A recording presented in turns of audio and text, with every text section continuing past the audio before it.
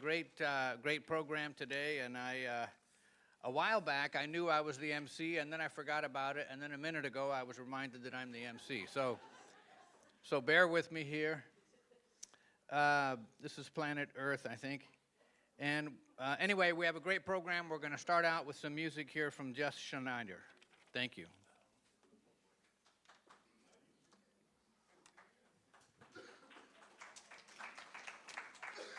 Hey, what's going on, everybody?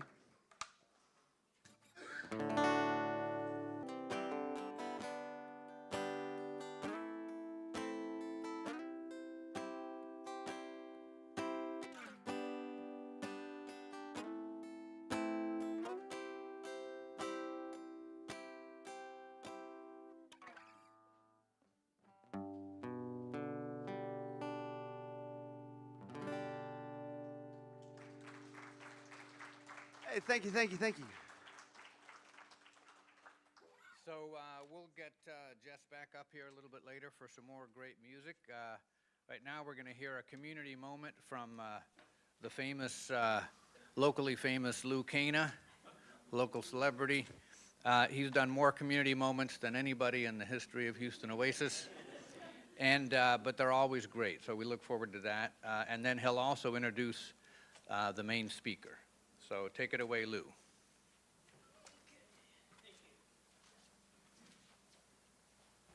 Morning, everybody. Morning. Yeah, can you all see this slide? Yes. Yeah, I thought it was a good introduction for my presentation. Yeah, so these are just some health tips that I've accumulated over the years. You're all friends. I want you to be around for a while, so maybe these will help. Okay, get the screenings you need. For women, it's a pap smear. For men, it's a PSA test. For all of us, you just Google test for cancer, and there's a test for just about every kind of cancer.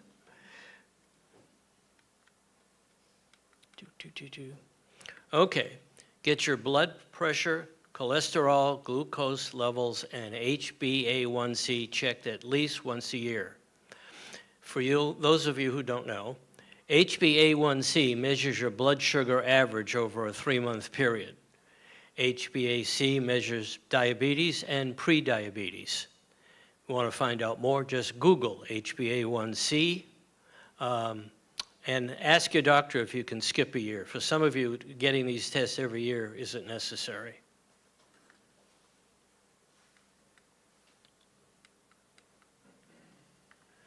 Get vitamins and proteins from plants when possible. That's advice from my friend Richard Andrews, who's a doctor, and he was the host for today. Multivitamins are okay once or twice a week. Nevertheless, I have a multivitamin every day. Okay, so discuss with your doctor for frequency. Hit the trail. A 30-minute daily walk will extend your life. Now, I'm not going to go walking when it's 95 degrees. But fortunately, I live in an apartment complex, and I can walk the corridors, which I do. It's still warm, but at least you're out of the sun. Okay, don't skip breakfast. You'll just have very low energy if you do. But for breakfast, easy on sugars and carbohydrates. All right, point your own drugs are. That's you. All right?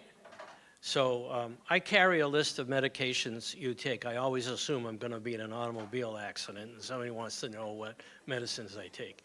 It also has other information like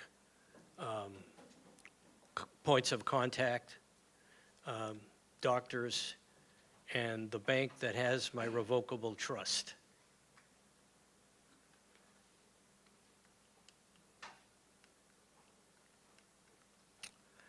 Okay, this is as important as any other slide. This fall, ask your doctor if you need vaccinations for flu. I've only had the flu once, and that was the year I didn't get a flu shot, all right? RSV is fairly new, but it's now available to the public. And as far as COVID-19, I was listening on the news the other day, and they mentioned that the CDC has approved a new COVID vaccine. So even if you got one last year, this fall it's time to get another one. Put some color back in your diet. I think most of you know this. Have a variety of vegetables. That's it. Okay. I hope this was I hope this was helpful. If you want a copy of these slides, let me know and I'll email it to you. Now, my favorite television program is CBS Sunday Morning. They're on 8 to 9:30 every Sunday. Fortunately, if it's done at 9:30, that gives me time to get here. About 2 months ago, they did a piece on an organization called the Coalition for the Homeless, based in Houston. And they have been so successful that other cities are sending representatives to Houston to figure out how they did it. The CEO is Kelly Young, and she is here, and she'll be talking to us a little bit later. She's doing the main talk. Thank you.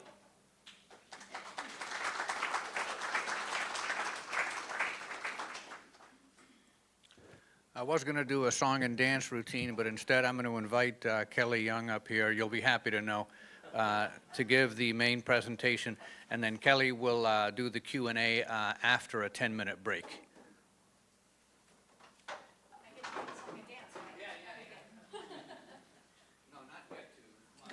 Must. You do not want to hear me sing.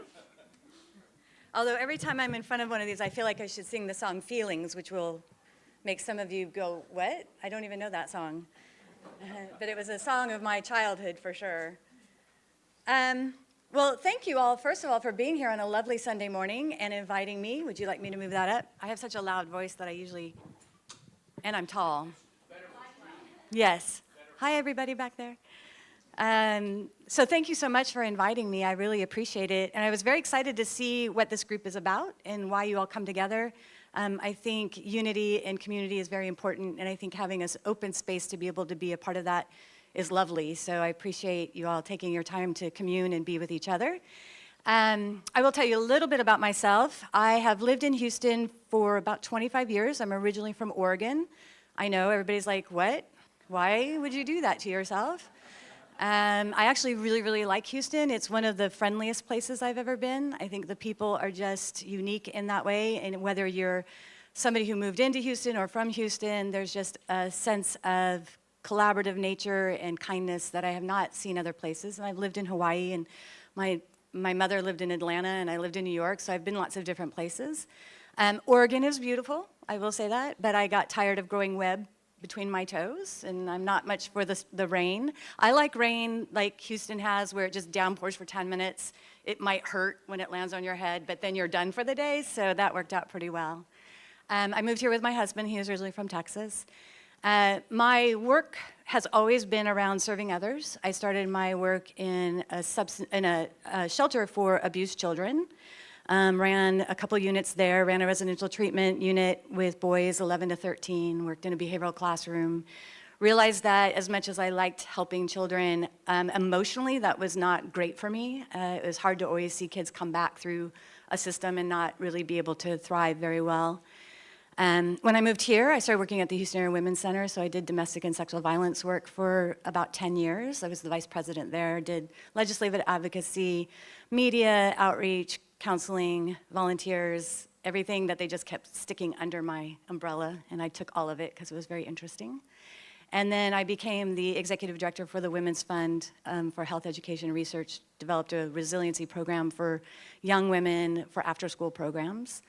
Then I was the CEO for AIDS Foundation Houston, now Allies in Hope, for 7 years, and developed their first non-clinic PrEP clinic when PrEP first came out, and that was a really great experience developing unusual programming and things that fit people differently than might have been the way everybody expected things to happen. And in that program, I ran 6 housing programs, so I actually have been a part of the coalition on some level for about 12 years besides taking this position. And then I was the CEO for Career and Recovery Resources that did veteran services, substance use for people coming out of prison, and then developed a social enterprise for individuals to work in landscaping and janitorial services who are currently homeless or just come out of homelessness. So spent a lot of time trying to figure out the right ways to provide the right types of support for people and not take over their lives, but be integrated into their lives the way that it needs to be. I've been in this job for 6 whopping months, seven. But I took it because I am a person who believes that systems is a better approach than charity. I think charity is wonderful. I think it has its place. It has a humanitarian responsibility. It is a way that we can all give in some form or fashion. But as a person who was a part of the homeless response system way back when, 12 years ago, we thought we were fabulous. We all ran our housing programs, and we thought we were just doing the best work possible because of the people we were serving, and we were out telling stories about people who are homeless and all the wonderful things we did. And then HUD came in and said, you know, that's great, but actually you're really, really terrible. You don't hit your outcomes on a regular basis. You don't spend your money on a regular basis. You aren't housing the individuals who need the housing the most. And if you don't do something, you're about to really have a difficult time. And at that point, we had about 11,000 people on the street. And you can imagine all of us wonderful, you know, CEO, nonprofit people, you know, we're do-gooders. We're like, that can't be true. I'm great at my job. Look at all these people I help. And the truth of the matter is that each agency had strengths and weaknesses, and some of their strengths and weaknesses were that they tend to cherry pick. I'd like to say I was one of those that didn't, but that would be lying, and I don't like to lie to people. And we all had to come to a really difficult realization that when you choose who gets to have housing over those that need housing, that you leave an awful lot of people on the street. And so part of the mandate at that point was that we had to serve chronically homeless individuals, which is a very specific definition by HUD, and that all of our beds, so all of us that had beds to provide permanent supportive housing or some type of housing, all had to be combined into a coordinated system. So I no longer owned my beds at AIDS Foundation. Those beds were a part of an overall system, and whoever needed that next open bed would get that bed. It didn't mean that didn't mean I had to wait till somebody had HIV or AIDS. It had to be the next chronically homeless individual who was on the list. So that fundamentally changed a charitable approach, which says, I go out, raise my money, and I'm doing it for a certain population, and if you care about that, you'll give to me, and I'll house those people, to an entire homeless system that said, first, we need to know what our assets are, how many beds do we have out there, how much money do we actually have coming into the system, and then who really needs it. That last piece is what's called coordinated access, which is where outreach and everybody goes out and actually learns who's on the street and bases that on their vulnerabilities. And then that creates the list of who gets the next available bed. Now, you can imagine at first that was really complicated and nobody was happy. My motto is basically nobody's ever happy, but everybody will be served. And as long as you go with that, then you can just keep pushing through some of these system changes. And I tell you this because I think it's important. People don't necessarily know how this system works or why it is the way that it is. And without knowing that, then you look at the perception of homelessness, and now you'll have a better understanding of how to match that with the reality of what's actually available for people. So one thing to realize is that we had 11,000 people on the street, and we have fundamentally changed homelessness in Houston, even though you still see people on the street who are homeless. Part of that is we were in such a deficit of the only 2 ways that you can move chronically homeless individuals off of the street, which is permanent supportive housing or rapid rehousing. We were at such a deficit that we had to have a hurricane and COVID to get close enough where we're only about 650 beds short. That's how bad we were. So if you can imagine, I had to have a hurricane and COVID to get enough money and resources to come in to fill up that deficit and still be short. That was a pretty big mountain to climb. There are only two methodologies for homeless response dollars, and that's permanent supported housing, which is somebody who has a documented disability. That means it has to be shown that they have a disability, you have to have the paperwork for it, and is chronically homeless. And then there's rapid rehousing, which is basically rent for 1 year at a sort of a titrated amount. I tell you that because those dollars also only become enacted when the person is on the street. Diversion dollars and prevention dollars are through anti-poverty work, United Way, other agencies. The only money that actually comes in for homelessness at a large scale is federal dollars. There is not a huge amount of money that comes from your city or your county taxes that pays for homelessness. It is all federal. And in fact, the money that comes into the county and the city is federal or state.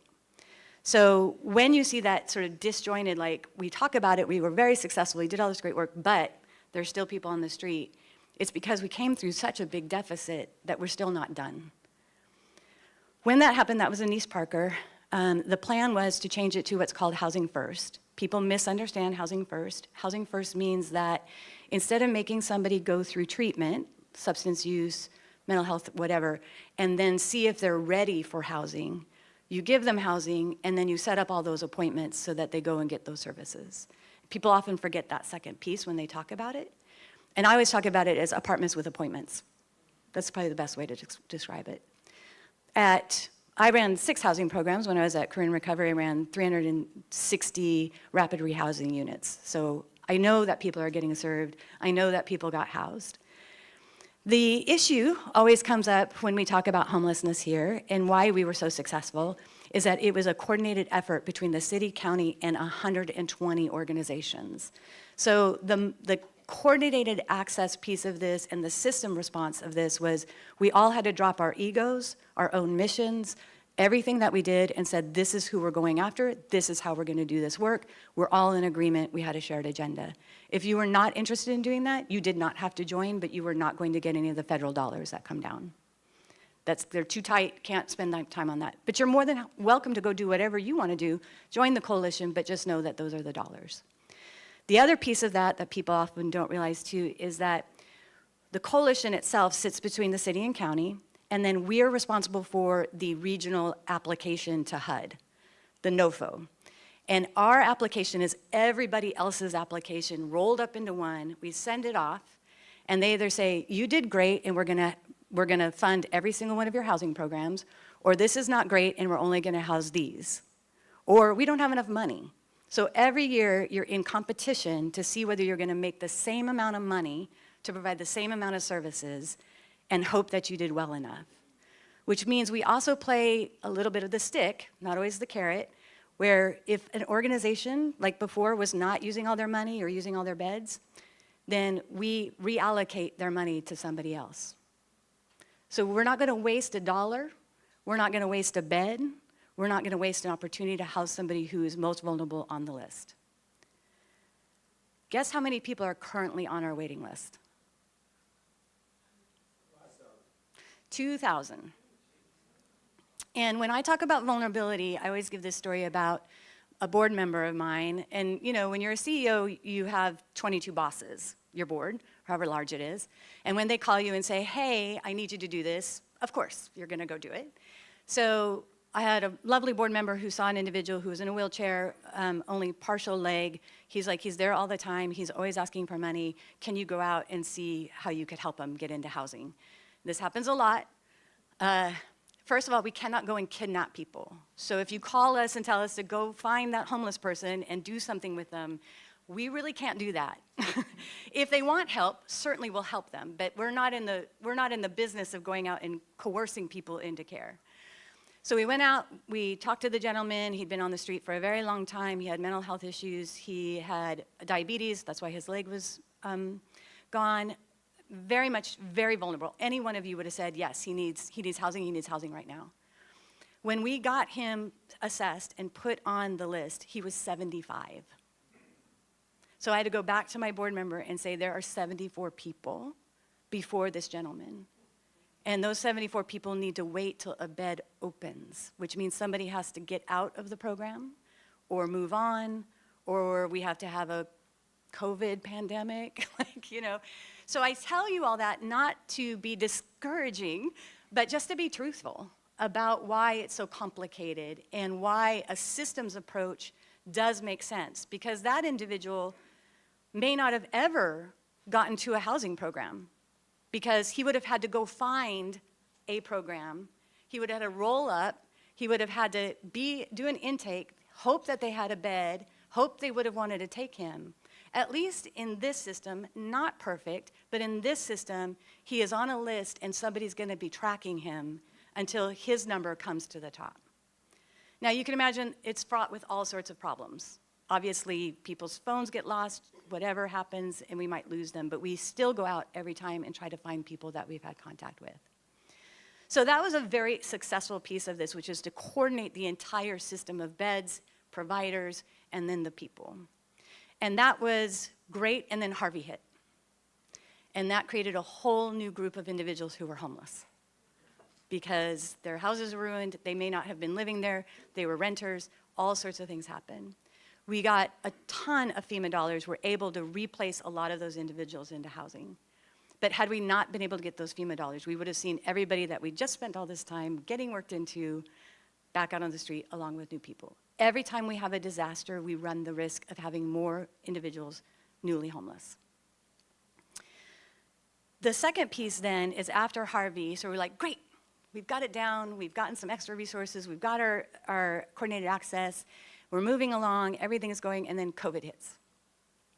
COVID actually was weirdly a blessing because what it did is it funded what was our next big move, which is what we've talked about for the last 3 years, and in particular, one of the things that we've talked about when we've been on the news and different things is our ability to house 7,000 people over the last 3 years because of COVID dollars. And that's a huge success.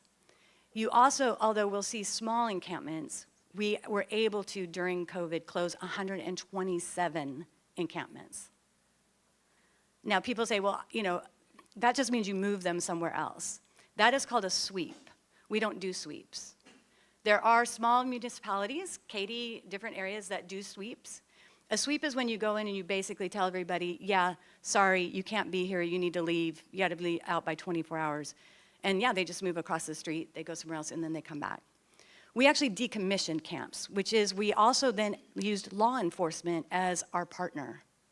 So when people talk about, well, law enforcement and criminalizing homelessness, in Houston, a strong partner in addressing homelessness is actually law enforcement. And here's an example. We can't go onto somebody's property and close an encampment because it's a private property, but the police can because they have the ability to use the law, if necessary, to do that.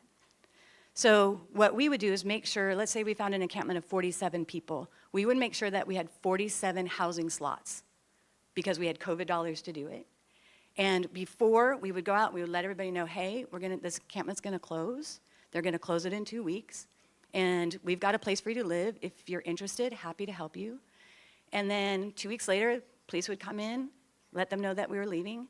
We would pack up everybody's belongings, tell them what they could take, what they couldn't, and then we actually store all of their belongings in a storage unit. It's literally a big unit. And then either took them straight to their apartments and moved them in and got their appointments started, or into the navigation center, which is where they could stay for 30 days if their housing wasn't available. And then the police came in, or TxDOT, and fenced it off, which basically said at that point, you cannot come back to this space.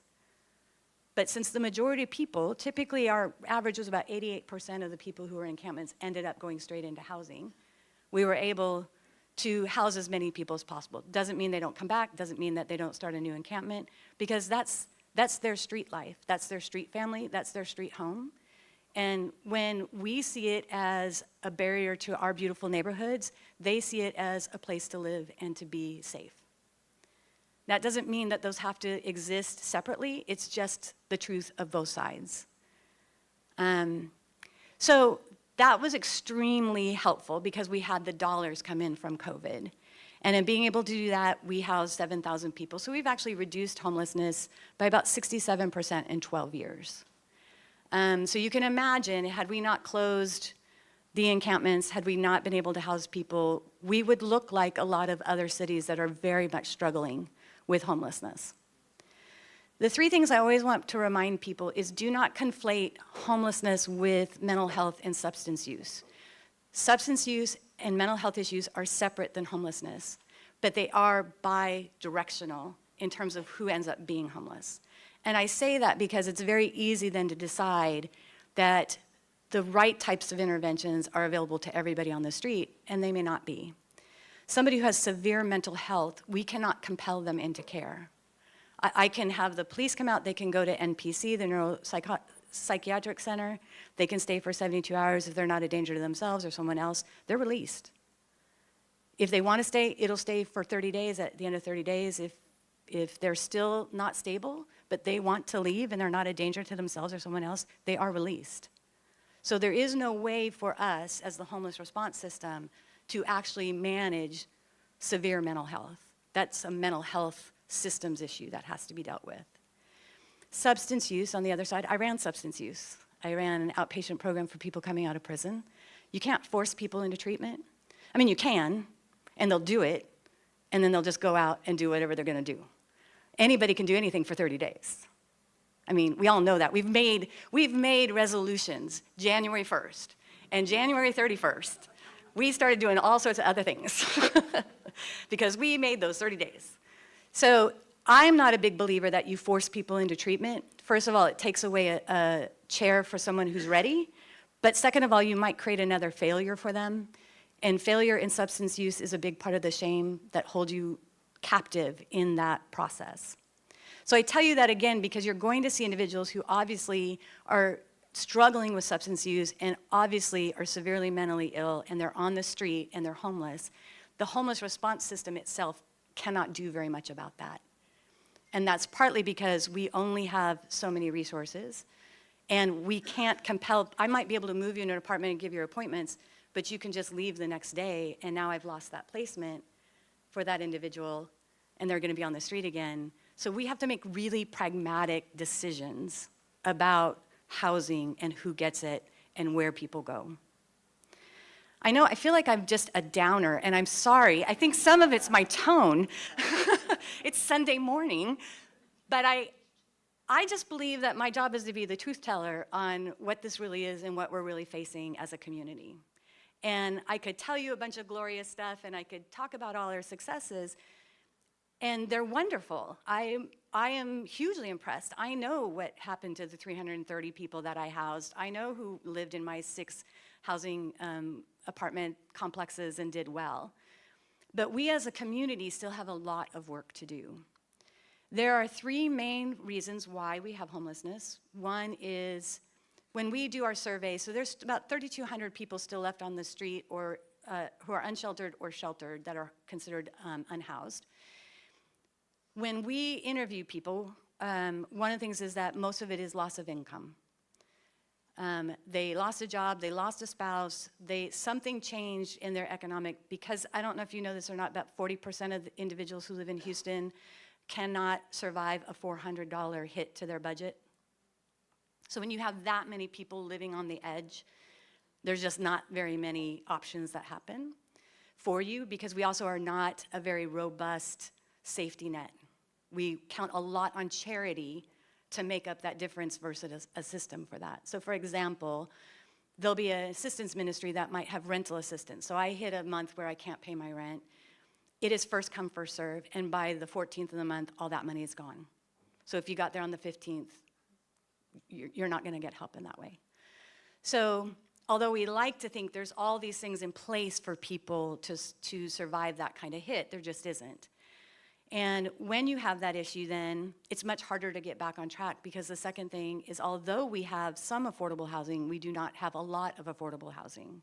We are also 660 square miles. So if you live in an apartment complex that you can afford, you're most likely not living in the central metro area where you might need to work or be needing transportation because of the buses and different things like that. That's not to say that there aren't answers to that. It's just to kind of reaffirm why people are ending up on the street. Like I said, it's bi-directional in terms of substance use and mental health. Right if you can't get into care, you can't stay into care, and you don't have a place to live after you get out of care, you're going to end up on the street again. That's going to exacerbate your mental health, your substance use. So it just becomes a circular argument.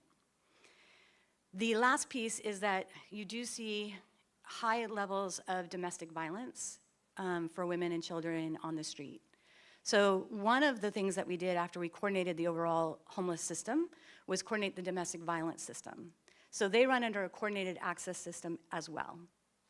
And in that way, the whole system of domestic violence providers work together to ensure that whoever needs a bed can get a bed as quickly as possible. The last step that we took was youth. So we do have a youth homeless problem. I think it's different than other cities in that you don't have a lot of street homelessness with youth. They're very adept at finding groups of people to live with, couches to surf on, friends, families that'll take them in. We created a YAB with our youth demonstration project, and they really informed us about what it was like to be a youth and on the street or shuffling from place to place or living in a car. A lot of youth that are homeless are coming out of the foster care system. If you can stay in the foster care system, there's a good transitional program for them, you know, when they hit 18 for a couple years. But if for some reason that doesn't work for you, that 16, 17 years old, those are the ones we're losing to the streets because they're not emancipated, and the only option they have is to go back into foster care, which they may not have liked or had a terrible experience in. And if they come for services, we have to engage them back in the foster care system. So it's one of those things where I love my job because there's these crazy problems that you're like, really? Okay, we're gonna have to figure something out about this because this makes no sense, right? We are very pragmatic, very focused on a common sense solution. And some of these things are legislative. There are other cities and states that have legislation that says 16 and 17-year-olds who are not emancipated and also don't want to be in foster care have a path to services. If you are eligible for our services, the 18 to 24-year-olds, also a group that oftentimes do not have great resources, they grow up in families or homes or very precariously educated or any of those things, we do have the same type of programs in our youth program for them. And we do that because we know that one of the key elements of somebody being homeless is that they were homeless before. So if we can prevent that from happening at that 16, 17, 18, 19, 20, 21, 22, then we have a much better chance of not seeing them at the 65, 64, 63, 61. We also see an increase in individuals who are over the age of 65 because we have not created a society that allows for people who are on a fixed income to stay on track with the changing environment around them. That's just something that we're going to have to tackle as a society. We're very interestingly ignoring what was originally called the gray wave before COVID hit, which is that we're going to have more and more individuals who are in that category who will not have enough money to withstand the cost of living over time. They'll have to work longer, they'll have to do, and that's great if you can, if you can't. So I say all that to say that huge success, very excited about what we did. You can kind of see how we laid everything out, that it makes sense and it's pragmatic. At the same time, we as a community have a lot of work to do. And the work that we have to do is to really understand our neighborhoods, what's available to people, what homelessness really looks like, what can you do as an individual, how can you support preventative work, diversion work if you're able to do that. What do we need to do economically for people who are coming out of homelessness and may have multiple, felony charges? It's very difficult for them to get a job, for them to get an apartment. How do we tackle all that? So I lay that out as a way to say, here's some really basic things. First of all, recognize that any person that you see on the street is very easy, and I just did it the other day. I just walked by, I just drove by, and I didn't even look. I just decided I'd had enough. And I do this for a living, right? Which was really sad. Like, I got home that night and was like, oh, Kelly Young, there's something, you need something. Because it's easier to not have compassion and to say, I feel I feel something for that person. You don't have to do anything about it. You can be mad that they're in your neighborhood laying in front of your house. I'm not saying you don't have both feelings. But as soon as we remove ourselves from that person, we remove ourselves from doing something about it. So just noticing that that is a person. They grew up somewhere, they had family at some point, they did something in high school, they had a whole life. And somewhere along the way, things went awry, and they kept going awry, and now nobody cares. And that's a really hard place to come back from. And I'm always amazed at the individuals that I serve that are shocked and amazed that anybody will care about them again, that they are ever given a real second chance. The second thing that is important to realize is that second chance employment and employment is for people who are employable. I'm sorry, that's just the truth. We set up employment services for people who can get a job. They get help, but they could have done all that on their own. I worked with somebody who had 7 felonies. Nobody is going to hire him. No one. And he's 62. Nobody is going to hire him. So we have to be much more creative in the way that we think about employment for people and what that means. This gentleman was arrested as a young person. He did his time. He's done everything anybody asked of him, and he cannot get a break. So how do we engage people differently in those types of employment opportunities? How do we really provide a second chance? And then third, and this is not a popular one, but I'm going to say it anyway, some people agree with it, but maybe differently. Affordable housing. We can no longer stand in NIMBYism. We just can't. Because here's the thing. Here's what nobody remembers. My grandparents were a part of World War II, and they got a house. Now, they certainly worked for it. My great-grandfather went to war. He risked his life. But thousands and thousands and thousands of homes were built for that generation, and it was affordable. And then that did not happen again. So it's interesting because you talk about a generation that's like, well, pull yourself up by your bootstraps. Like, happy to. Where are my thousands and thousands and thousands of homes that are affordable to me? And I'm not talking about low income. I know everybody gets nervous about that or whatever. I'm talking about just a house that's affordable, that you can live in, that you can pay, and at the end of your day, you own it. And it's an asset for you.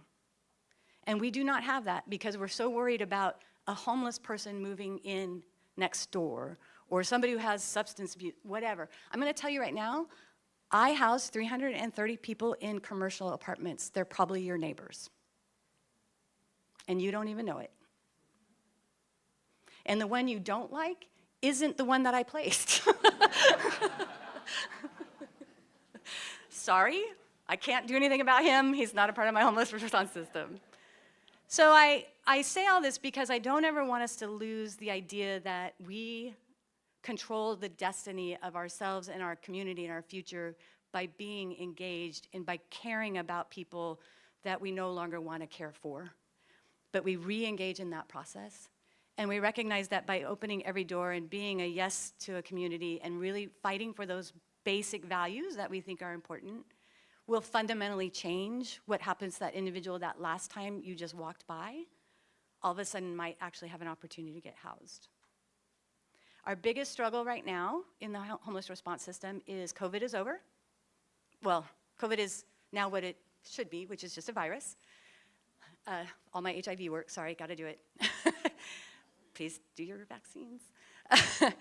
Is that money really helped ensure where we were going.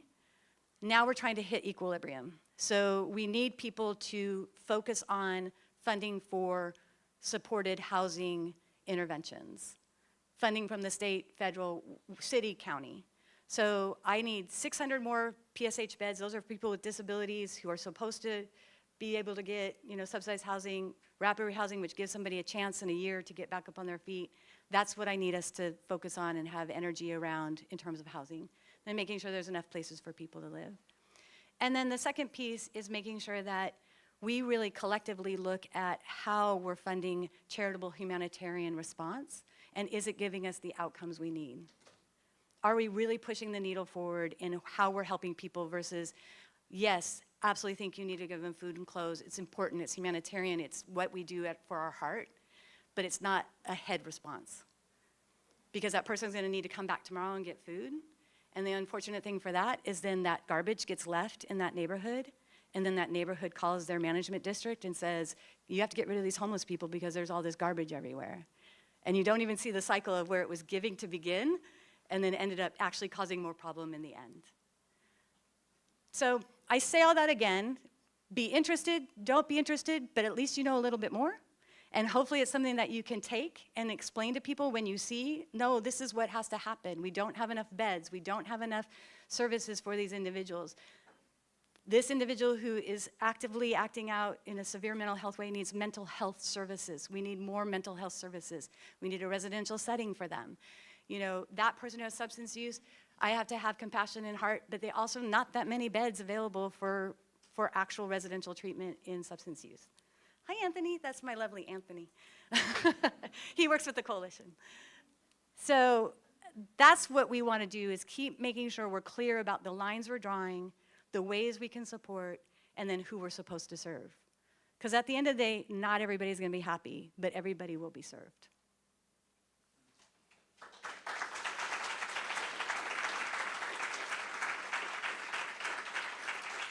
So did I go too long? Oh, phew. Good. Did you want a break first and then questions? Yes. Okay, you all get a break. I took over your job. Well, I'm sorry. They don't get a break. Oh, yet. you don't get a break. The break is coming up very shortly. So basically, that was delightful. Thank you very Oh, good. much. I was particularly interested in hearing about the difference between and the importance of system level work versus charity. They're both important, but you'll have to do a lot of charity to make up for an inadequate system after all. Although it does sound kind of communist in some ways. But I'm okay with that too. But and above all, it sounds profoundly humanist, which is what this group is all about. Now we are going to have a coffee break. Don't worry. During the coffee break, please pick up the bulletin. Has a lot of great information in it. Whether you're an old timer like me, or whether this is your first or second time here at Houston Oasis. I'm going to tell you about the 2 P's now, but this is very brief, don't worry. 1 P is pickup truck. If any of you has a pickup truck or know somebody that has a pickup truck, we have a community member who would benefit from moving something big, not that big, a sofa. And so if you know of a pickup truck that's available, or a friend that has one, that would be great. Let us know. Let Jennifer know in particular. Or me. And then today we have a potluck. That's the other P. Well, 3 Ps, okay. Potluck pizza. So if you didn't bring any food, don't worry about it. You can still eat. And so on the 2nd and 4th Sunday of each month, we have a potluck / bring your own lunch. And we'd be delighted to have you stick around and join us for that and further conversation. And okay, go ahead and take your coffee break, and then we'll come back in 10 minutes and hear some and get some Q&A with Kelly.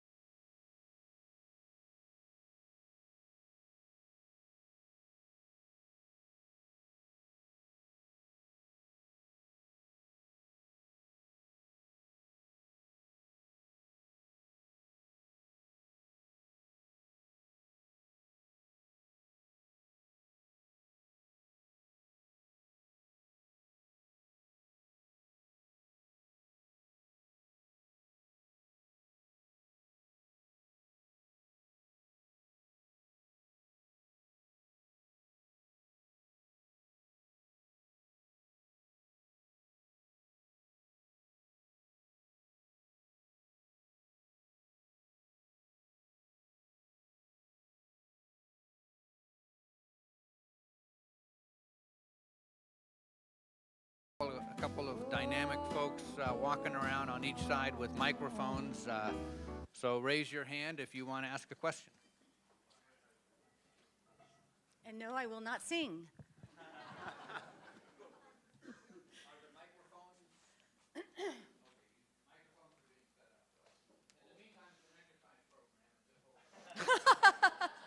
Right, left, back, forward. Little Pilates while we're standing here. Okay, where do...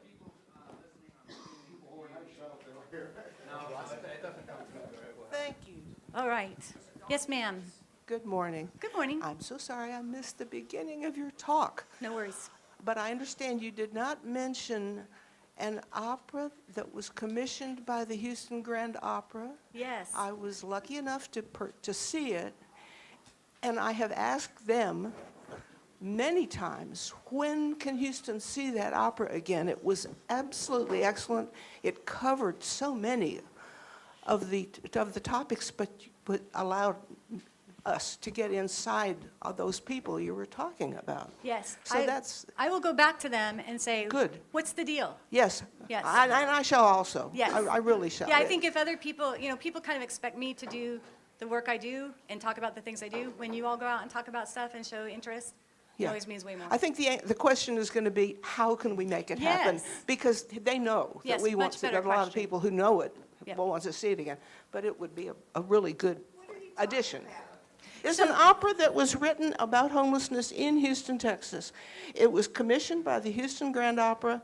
A couple of musicians and lyricists from New York actually came down, interviewed a lot of homeless people about their experiences, staff, the refuge, a lot of physicians, and put a whole story together in an opera form. And when was this? It was last year sometime. Last year, yeah. It was a very short run, and it was a strange place downtown. Well, it was strange to me.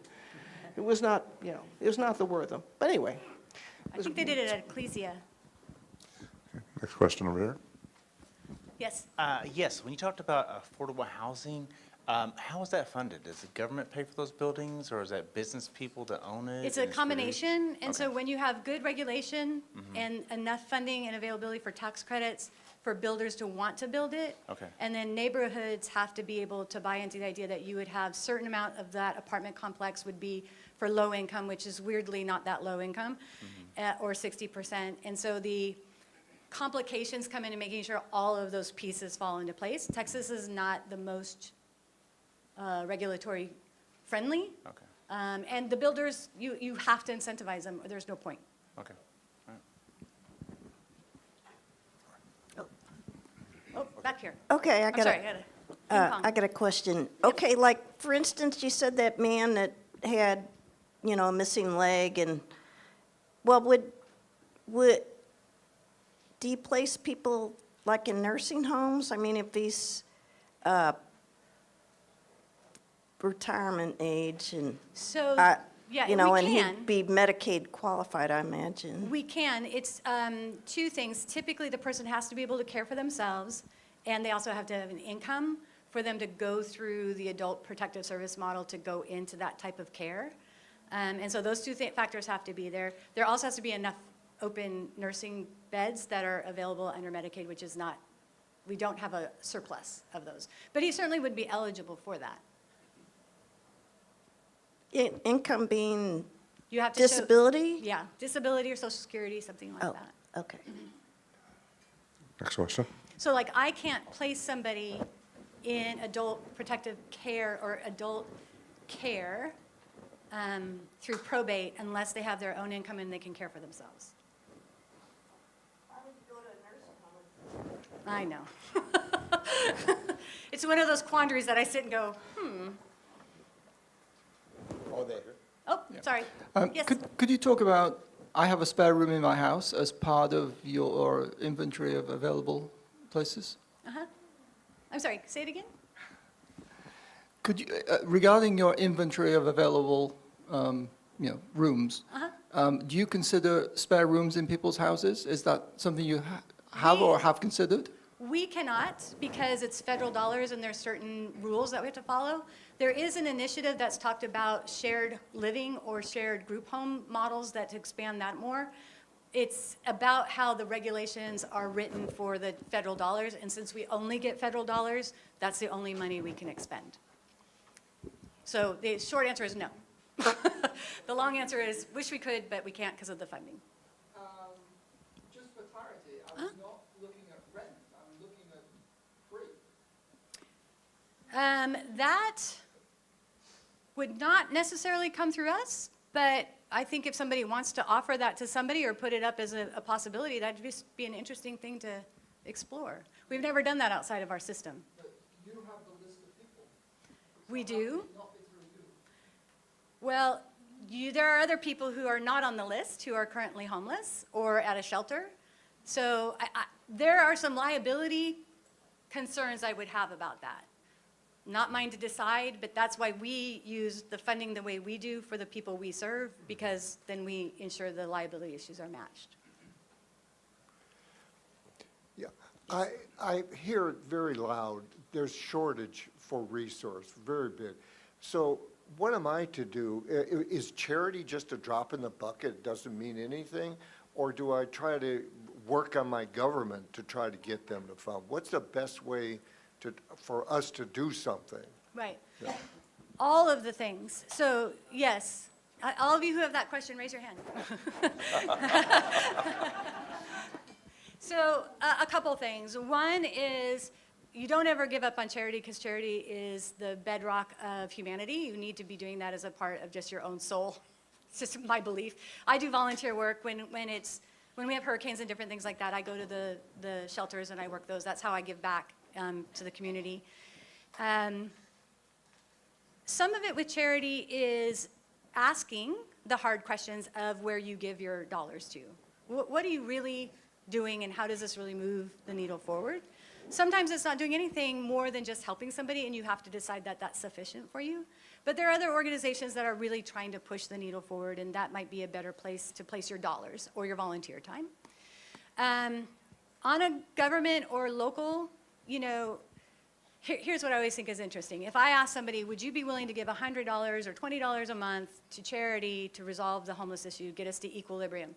Equilibrium simply means somebody falls into homelessness, within 30 to 45 days, we've got them rehoused. That's what we're aiming for. It costs, on top of what we get from the federal government right now, it'll cost us an additional $70 million a year. We already get $59 million. That's how much it would cost to get to equilibrium. Every single person, everybody goes. And so I asked that question, and people are like, oh yeah, absolutely do it. And I say, would you pay $1 more in your taxes on beer, vaping, whatever? Oh no, I don't want to be taxed anymore. I give lots of taxes. So there's your answer. Question I have is about community. Yes. I'm right over Where are here, you? sorry. I can hear you. It's coming from above. I always knew she was a woman. It's me. That's that old 90s song, so yeah, I'm showing my age. Yeah, no, I got it. You had, in your conversation, you mentioned homeless encampments and that they have their community there, right? Correct. And we know community is incredibly important for individuals to really thrive. Now, my question is, what happens when they get moved into housing? Do they still have that connectivity to that community or another community, so that they can still have the friendships and that other thing, Yeah. other than just a house and the appointments? Yeah, and this is a complicated piece of the work we do, because the individuals often have backgrounds. There are only certain apartment complexes that are going to take certain individuals. And so as best we can, if there's a group of people who have similar backgrounds or situations and they're connected, they're family, we will try to place them all in the same location or same apartment complex. Because we have to do scattered site, which means we don't have full communities. We can't, it's called a master lease, which you take over an entire apartment complex and house everybody there. We do have to have people get separated. If they're partners, we keep them together. We try our best to make sure that that works, but that's not an option because we just don't have that type of inventory. That is where you will see people at Loaves and Fishes or at Lord of the Streets. That is their community finding themselves back to where they were getting connected to their, you'll also see them back down by the encampments, meeting up. You know, we of course are disturbed by that. If it was just in our neighborhood, us all standing outside our house chatting, then we wouldn't be, but we see that. So it's not the best, it's the most pragmatic. Hi, you Hello. mentioned the anecdote about not looking at a person that's homeless. I struggle with that myself. I feel really guilty about it. Other times I've had spare cash, or I have leftover food, or I had extra food from home that I will give. Is that something that is hopeful, or is it just that and also donating our time or money? Where do you stand on that? I'm a big and believer. I think when you make an or, that makes you have to give a choice to something that leaves you either feeling bad or good, and I just look for equilibrium in all things. That's just my word. Here's the thing. That person needed that food. That person needed whatever you gave them. So you don't have to feel bad about that. I always thought it was kind of weird when people got very rigid about, you know, just say no to panhandlers and all this kind of stuff. You're like, okay. But I think it's an individual choice. Like, I think you have to decide what makes the most sense to you and what works the best. I will tell you one of the things to know about panhandlers, and this is, some of you will know this already, but there are also quasi-church shelters that to stay there and get to stay in that shelter, they have to go work the corner and panhandle. They get a percentage of that money for themselves, and the rest goes back to that church quasi-shelter. Yeah. They drop them off. They have a van, they drive them around. And so the question there, right, is, well, that's the, you know, arrest those people, right? But that's where those people live. So where are they going to go? So it's always these weird quandaries about, you solve one problem, but without knowing the unintended consequence. So sometimes, not all. Trust me, I know, I live in Midtown, so I know the difference. I know the difference between the criminal element that take advantage of the individuals who are on the street, and Midtown Management District. I sit on the board, and we work very hard to delineate those that are drug dealers and who needs to be arrested versus somebody who's using somebody who's homeless to sell drugs, because that's how they get their money. And then the second piece is I lived by a group home. Everybody gave their social security check to that group home. They said it was not enough to cover the costs. They would ship them out. They would plop them down on 59 in Gessner every single morning. They have the signs. They pick them up at night, and that's their money. So we'll have one more question. You have some other stuff going on. Oh, sorry. And then do you have an email in case people have I do. questions? I do, absolutely. Yeah, can you share that? I could, if I could remember what it is. Anthony's laughing at me because he's like, really? Oh, She'll give us her email. thank And you. then we'll Hold have on. one more question from the group, and then we're going to get a couple more songs, a couple more announcements. That's funny. I'm just getting to the point where I can't remember anything anymore. I'm at that age. kyoung@homelesshouston.org. So, one more hi, question. in the back here. Hi. I'm curious if Texas has a framework for expungement to get rid of those criminal records that are barriers to employment and housing. We have some of the toughest expungement laws in the nation. So, no. Well, and there's a lot of legal individuals who are, and I love I love lawyers, I'm not knocking them. But, you know, it's like $125 to apply for your expungement, and they'll charge like $2,000. And so, you know, it's all a game. It's all these things you have to kind of unravel and really understand. But expungement is very difficult in Texas, as well as getting off probation. Great, thank you. All right? Thank you very much. Appreciate it. So we're going to hear now, I think, from Verena. Verena has, we're going to hear a couple of music. Verena was going to sing, but we're going to do 2 songs from a professional musician. And then don't forget, on the back of your bulletin, there are nice ways to help support the Oasis activity. So if you like what you see and hear, or you can drop money, I think there's a black hat back there. So thank you.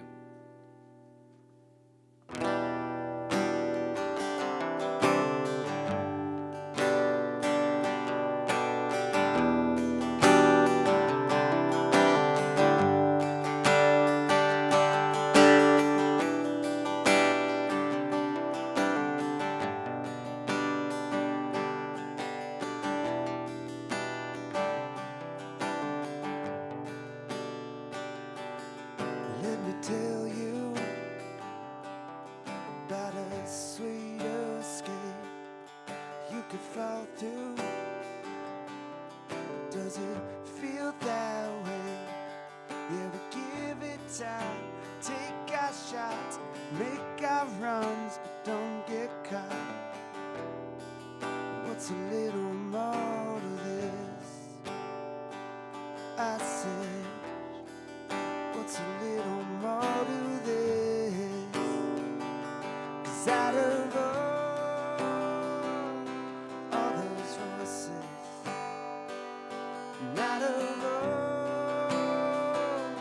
all those times we share, out of all those noises, and I want you to hold my hand. I still want you to hold my hand. Now my secret don't seem so strange. Could you hear me? It doesn't feel that way. Yeah, I'm already lost. Back to the start. You took my things and you broke my heart. It wouldn't matter anyway, no. I said it still wouldn't matter anyway. 'Cause out of all those voices, and out of all those times we share, out of all those noises, and I want you to hold my hand. I still want you to hold my hand.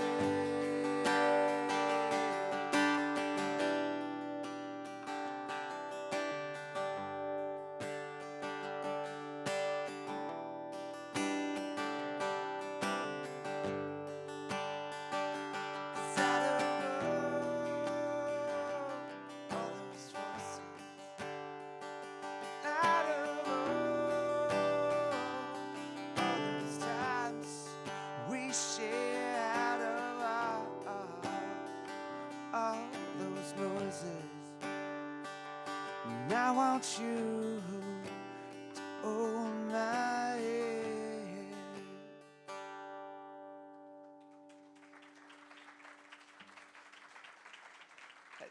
You want me to do one more, Richard? No, I just did one. Richard's being funny. I don't know if it was because last time I saw you do a speech on the benefits of psychedelic mushrooms, but ever since then I've just thought you were so funny. And today it's really showing. This song's called 1,000 Miles of Texas. I wrote it about my dad being down in Rockport during Hurricane Harvey when he couldn't evacuate.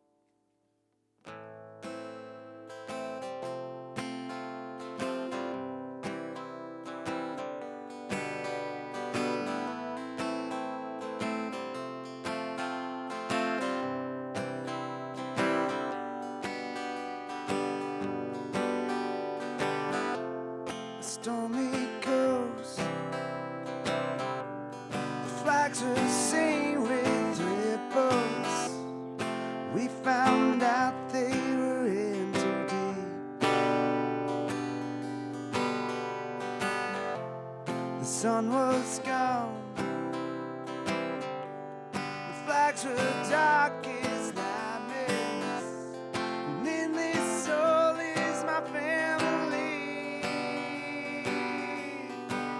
It was 1,000 miles to Texas, 1,000 miles or more. Who's picking up the pieces? Yeah, they can't be the only ones. They're far away from their sweet life, but they dream about what was. They're drowning down in Texas, far from who they love, from the storm. I know nothing lasts forever. When will it end? We could only say.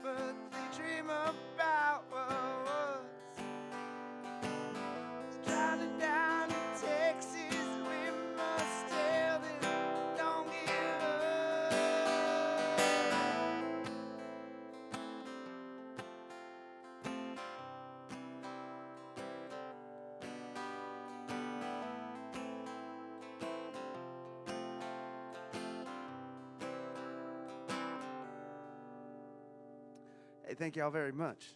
Happy Sunday to you. I'll see you next time. That was great, Jess. Thank you very much. Do you have CDs in the back? Do you have a website? Go ahead. I don't. You can look me up, jesschneider.net, and I'm working on an album right now. I'm not going to do CDs. I'm going to do vinyl. So, you got a vinyl player, Richard? Sure. Okay, good. I'll have one ready for you here soon. Okay, Verena, did you want to say something?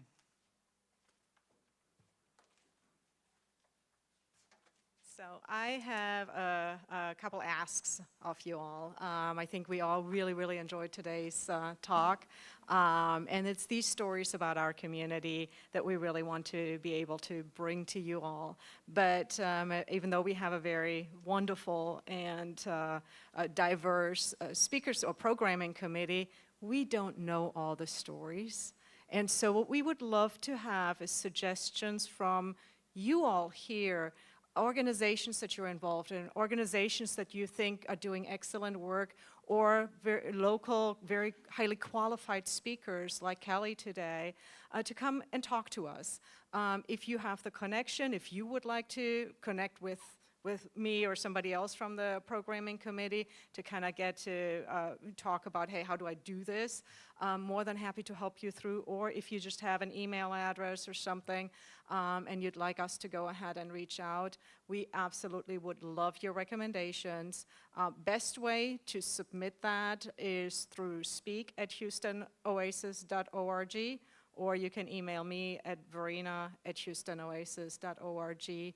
But we'd really love to bring those stories from the community to you all, and allow all of us to learn a little bit more about the place where we live. All right, switching gears to fundraising. We have been hosting Bring Your Own Lunches, potluck lunches here for quite a while, and we certainly enjoy everybody's food. What we'd love to have is for you all to share the recipes as well.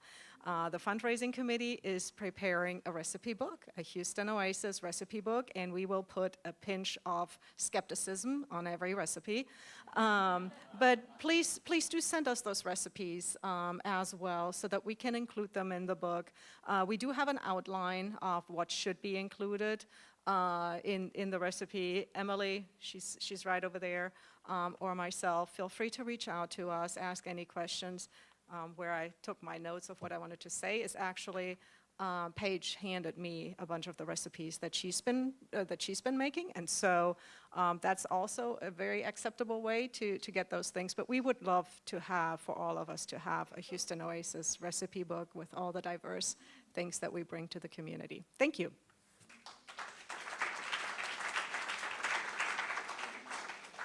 And for those of you who didn't quickly enough write down Kelly Young's email address, here it is again in case you have a question for her. kyoung@homeless, no, not homeless. That's her other email address. kyoung@homelesshouston.org. kyoung@homelesshouston.org. Okay, I think that just about wraps it up. Don't forget, we are not just a Sunday outfit, because that doesn't sound very secular if we're strictly a Sunday outfit, does it? So we have activities during the week. We have people that get together and play cards, usually bridge, but sometimes other games. We have volunteer work. All that information is in your bulletin, so take a look at that. And the book club is this week. Yeah. So the book club, thank you. Talk to Ginger here about the book club. And so we'd love to see you at some of the during the week activities. And you can make your own during the week activities. And that's how all of these things got started, was by members of the community saying, you know what, a few of us need to get together and do push-ups or something. whatever it is. That might not be a very popular. But nevertheless, and please, if you don't have lunch plans, stick around and you'll be able to eat something. So at the potluck here today. Thank you very much.